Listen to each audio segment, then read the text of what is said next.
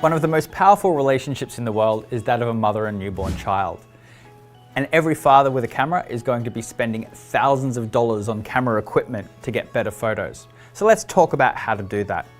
Step 1, remember it's a relationship. Let's photograph it like a relationship. When you're having a conversation with someone, you build a relationship by having eye contact with them. Likewise, when you're photographing anyone, especially newborns. You'll notice with this photo here, I'm at eye level of the child. Secondly, I'm trying to capture that essence of affection, that love between mother and child. So any closeness and any contact you have with the parents of the child and the child in the photograph is going to make it a more powerful photograph. I like shooting newborns in black and white.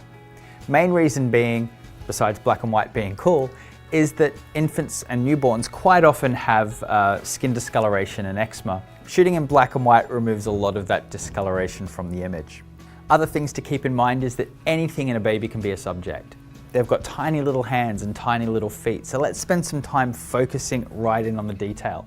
Treat it like macro. If you have a macro lens, get in nice and tight. It's really cool as well to contrast these tiny hands with the big ones of the father.